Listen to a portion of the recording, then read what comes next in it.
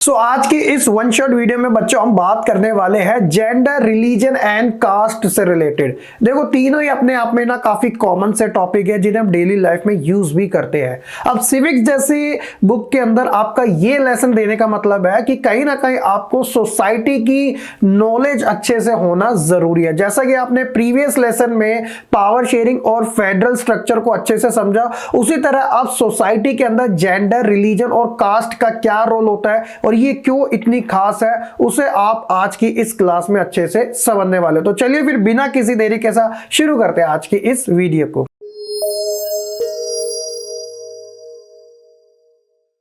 सबसे पहले हम मेन कंटेंट की बात करें तो देखो इसके अंदर वैसे तो तीन ही टॉपिक है, उन्हीं से ही रिलेटेड हमें कवर करना है।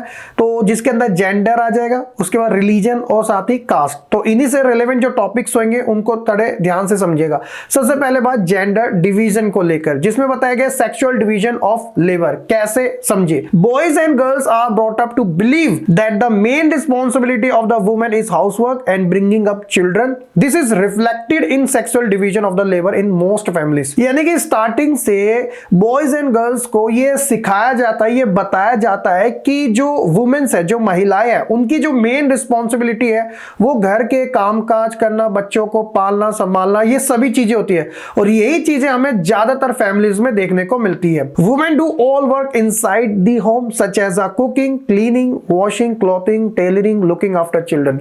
यानी कि बताया गया है कि वुमेन्स घर के जो भी काम होती है, चाहे वो खाना बनाना हो, साफ सफाई करना हो, कपड़े धोना हो, या फिर सिलाई करनी हो, या फिर बच्चों की देखभाल करनी हो, ये सारी चीजें उनके अंडर में आती है। और जब बात मैन की आती है, do all the work outside the home, यानी कि घर के बाहर के काम, जॉब्स करना, बिजनेस करना, वो सारे मैन को दिए गए। और ऐसी चीजें कोई कंपलसरी नहीं है, बस ये है कि लोगों की थिंकिंग है और काफी कॉमन तरीके से देखने को मिलता है कि जो वुमेन्स होते हैं वो घर का काम और जो मेंस होते हैं वो बाहर का काम ज्यादा करते हैं।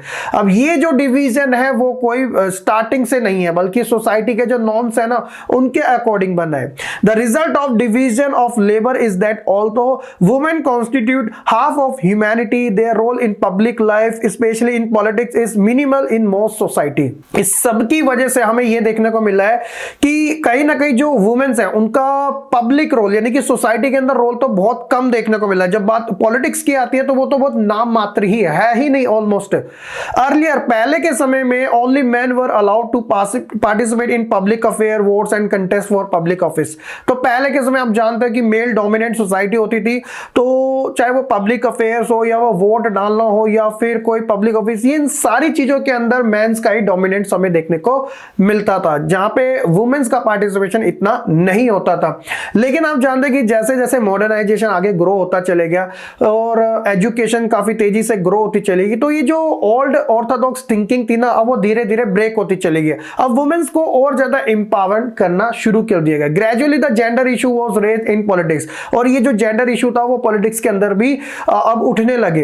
अ system in which all work inside the home is either done by the women of the family while men are expected to work outside to earn money. तो ये जो जितने भी सारा एक सिस्टम था वो धीरे धीरे ब्रेक होने लगा। This believe is not based on biology but on social and expectation and stereotypes, कि ये जो मान्यता है ना कि वुमेन सिर्फ घर का ही काम करेगी और मेंस घर के बाहर का काम करेंगे, ये कोई बायोलॉजिकल नहीं है, बल्कि ये सोशली और एक्सपेक्टेड है, जिसे हम स्टीरियोटाइप कहते हैं, कि लोगों के द्वारा बनाए गए ये नॉर्म्स है। ठीक है, आगे हम बात करते हैं status of women in India, की महिलाओं की भारत के अंदर क्या स्टेटस हमें देखने को मिलता है। सबसे पहले हम इंडियन सोसाइटी की बात करते हैं।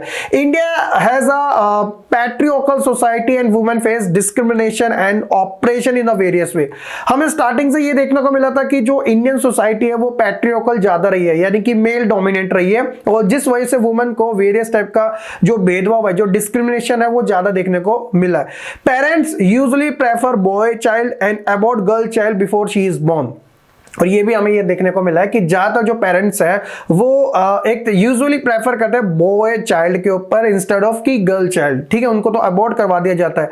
आप एक सेक्स रेशियो के अकॉर्डिंग भी समझ सकते हैं। In India the sex ratio 927 female for every 1000 male, in some state is less than 800। तो कुछ तो ऐसे स्टेट है जहां पे 800 से भी कम है। तो ये कुछ ऐसा सेक्स रेशियो हमें इंडियन सोसाइटी में देखने को मिलता आया है। इसके अलावा अगर हम बात करें एजुकेशन सेक्टर की, तो 74% men are literate whereas only 56% of women are literate। तो कंपैरिजन अगर देखोगे तो वुमेन का मेल के कंपैरिजन में काफी कम देखने को मिलता है। स्कूल रिजल्ट की बात करें the performance of the girl is equivalent to boys, तो ज्यादातर ही बराबर ही देखने को मिली है क्योंकि एजुकेशन सबके लिए इक्वल ही होती है। The parents aim to invest on the education of son, लेकिन जो पेरेंट्स होते हैं ज्यादातर सन्स के ऊपर ज्यादा इन्वेस्ट करना चाहते हैं या उनकी ऐसी थिंकिंग रहती है। They do not encourage the girl in this regard, और ऐसे में वो जो गर्ल्स है उसको इतना ज्यादा इंकरेज करने का भी काम नहीं करते। अब एक चीज आपको ये भी समझनी जरूरी है, अगर आप ये वीडियो देख रहे हो तो इसको आप पर्सनली नहीं ले सकते क्योंकि यहां बात हो रही है सोसाइटी के नॉर्म्स को लेकर, और मेजॉरिटी ऑफ यही देखा जाता है कि हर बार ऐसा ही हुआ है। क्योंकि अगर ये चीजें नहीं होती ना तो जो मैं आपको बता रहा हूं वुमेन एम्पावरमेंट, तो ये चीज भी नहीं होती, क्यों फिर इक्वल तरीके से सोसाइटी एक तरीके से आगे बढ़ती।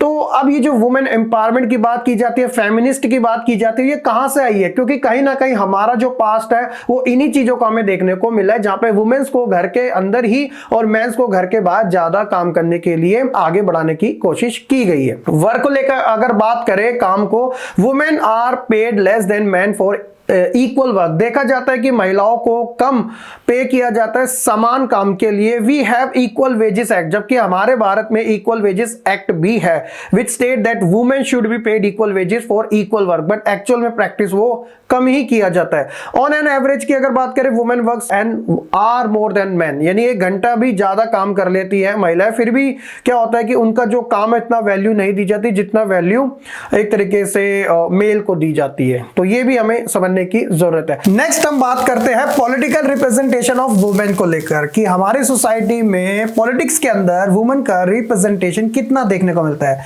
देश की जो पार्लियामेंट है Lok Sabha, women's representation has never touch 10% of its total strength and the state assembly is less than 5%। तो कितना ज्यादा कम है, इस चीज का अंदाजा आप इससे भी लगा सकते हो कि प्रेजेंट टाइम के अंदर 28 स्टेट्स हैं और सिर्फ एक ऐसा स्टेट है जहां पे वुमेन चीफ मिनिस्टर है, बाकी 27 में मेल ही चीफ मिनिस्टर है। वो वेस्ट बंगाल की बात कर रहा हूं, ममता बनर्जी। और देश की प्रेसिडेंट द्रौपदी मुर्मू जी को एक इनिशिएटिव लिया गया है तो वुमेन्स को रिप्रेजेंट करने के लिए पॉलिटिक्स में एक अभी हाल ही फिलहाल में एक बिल भी लाया गया है जिसके अंदर लोकसभा के अंदर उनका रिप्रेजेंटेशन थोड़ा ज्यादा देखने को मिला। ये वुमेन एम्पावरमेंट को लेकर बात की जा रही। Most of the cabinet minister and chief minister are male, जैसा कि मैंने आपको फैक्ट बता ही दिया। In this regard India is behind several developing nation of Africa and Latin America, यहां तक कि हम इन कंट्री से भी काफी ज्यादा पीछे है। To women empower 1/3 of total seat are now reserve for women in all rural and urban local bodies. तो एक ग्रेट इनिशिएटिव ये भी लिया गया था कि 1/3 जो सीट है ना वो वुमेन्स के लिए रिजर्व रखी जाएगी लोकल लेवल के जो इलेक्शन होते हैं अर्बन और रूरल एरिया के अंदर। ठीक है, आगे हम बात करते हैं रिलीजियस डिफरेंसेस इन पॉलिटिक्स को लेकर कि क्या बात की गई है। जैसा कि आप जानते हो कि India is a home to Hinduism, Islam and Buddhism. That is why India को एक सेकुलर कंट्री कहा जाता है, क्योंकि इंडिया का कोई भी ऑफिशियल रिलीजन नहीं है। यहाँ पे डाइवर्सिटी इतनी ज्यादा है रिलीजन, कास्ट, लैंग्वेज, सभी चीजों को लेकर। गांधी जी भी यही बिलीव करते थे that politics can never be separated from religion, कि जो राजनीति है वो धर्म से अलग नहीं हो सकती है। लेकिन उनका जो पॉइंट ऑफ व्यू था ना कहने का, वो थोड़ा अलग तरीके से था। उनका ये मानना था bye religion he meant moral value that bind all the religions, यानी कि जो मोरल नैतिक जो चीजें होती है ना वो सभी रिलीजन्स के अंदर होती है, तो वो पॉलिटिक्स के अंदर भी आए तो ज्यादा अच्छा रहेगा।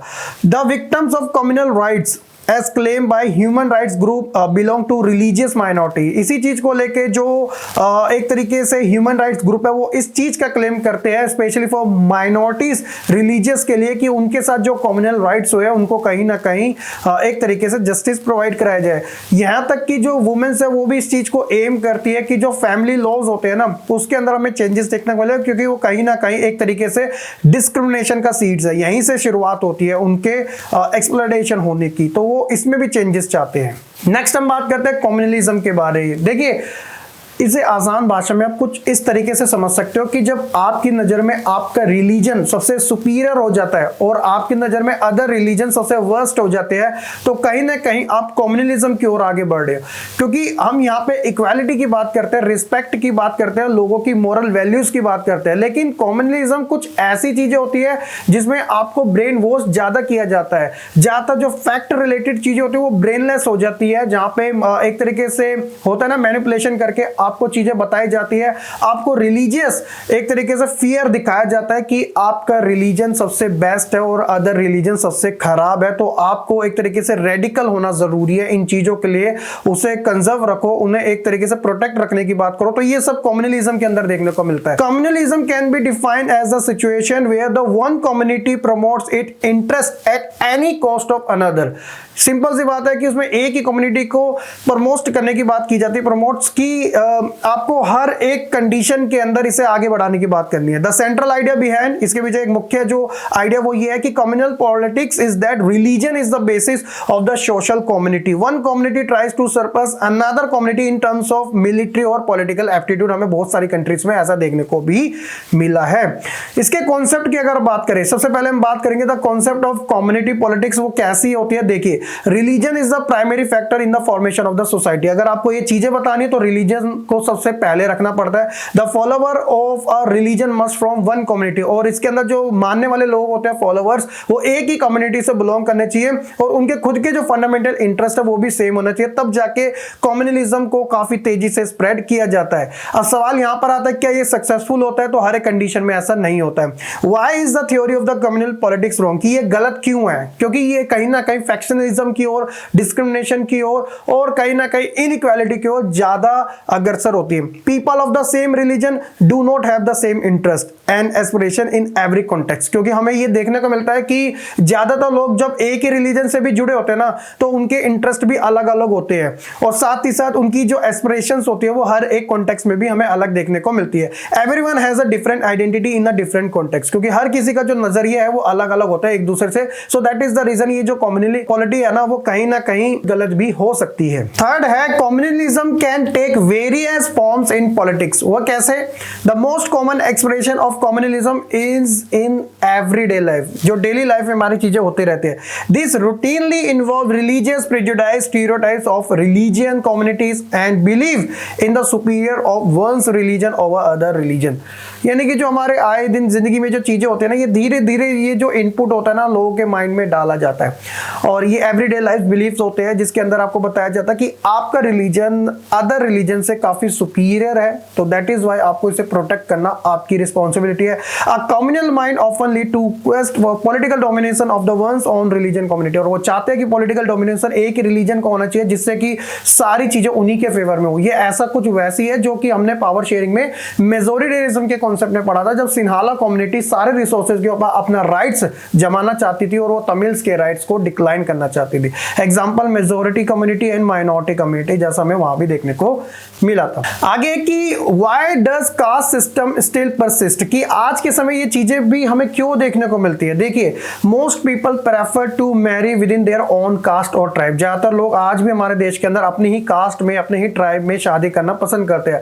अनटचेबिलिटी जो है ना, वो अभी कंप्लीट तरीके से एंडेड नहीं हुए। बेशक हमारा आर्टिकल नंबर 70 कहता है कि जो अनटचेबिलिटी है उसे एबॉलिश कर दिया गया है, बट फिर भी आप ऐसी जगह देखोगे, स्पेशली जो रूरल सेक्टर होते हैं ना, वहां पे आज भी अनटचेबिलिटी प्रैक्टिसेस की जाती है।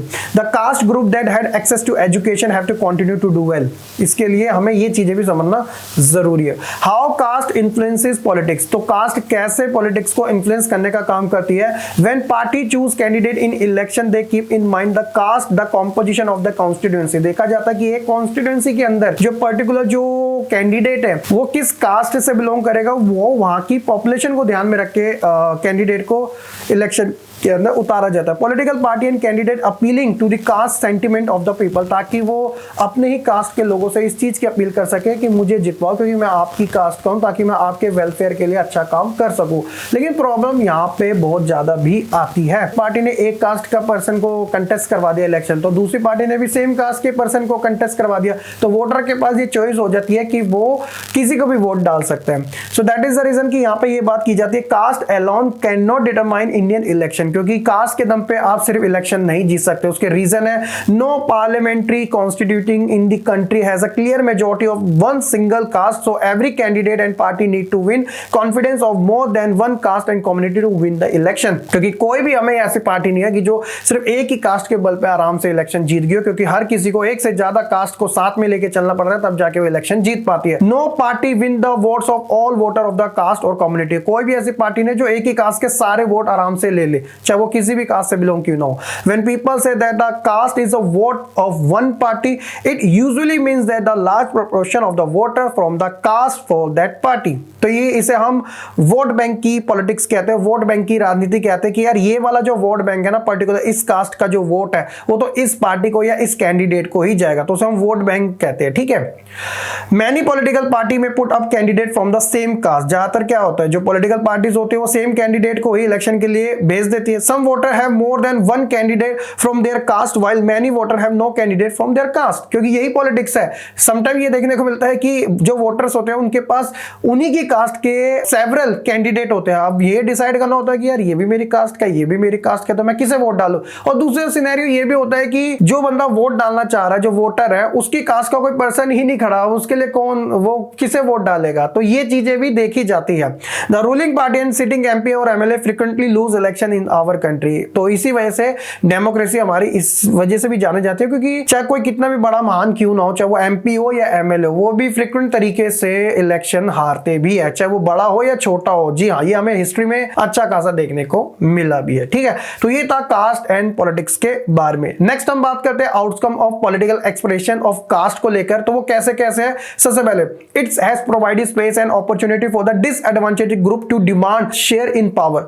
क्योंकि कहीं ना कहीं कास्ट का रोल आज के समय काफी इंपॉर्टेंट भी हो गया, क्योंकि उनका रिप्रेजेंटेशन जो है ना एक तरीके से डेमोक्रेसी के अंदर, वो भी और ज्यादा बढ़ के आ रहा है। It also help them to fight for social justice, वो अपने सामाजिक न्याय के लिए लड़ सके। Caste based politics is certainly not healthy in democracy. लेकिन हमें इस चीज को भी ध्यान में रखना चाहिए कि जो चीजें काम करे पॉलिटिक्स के अंदर, वो वेलफेयर से रिलेटेड हो, एजुकेशन से, हेल्थ से रिलेटेड हो, इंफ्रास्ट्रक्चर से रिलेटेड हो, ना कि कास्ट, रिलीजन, कम्युनिटी, इन सब से, क्योंकि ये हेल्थी नहीं माने जाती। It can divert attention from other important issue like poverty, development and corruption. क्योंकि इन चीजों पे लोग फिर ध्यान नहीं देते, रिलीजन के पीछे ही लगे रहते हैं। It can also lead to tension, conflict and violence. और ये सारी चीजें आगे चल के वही होता है जो हमें ज्यादातर देखने को भी मिला है। वायलेंस हो गया, कॉन्फ्लिक्ट हो गया, टेंशन क्रिएट होना, जो मेन चीज है उसके ऊपर बात नहीं की जाती, फिर इन्हीं चीजों के अंदर लोग जो है वो इन्वॉल्व रह जाते हैं। तो ये ठीक नहीं माना जाता। तो इसलिए बेटर यही है कि पॉलिटिक्स के अंदर बेसिक नीड जो है ह्यूमंस की, उनके ऊपर बात की जाए, ना कि उनके रिलीजन, कास्ट, कम्युनिटी को लेकर। होप सो कि आपको ये जो लेसन है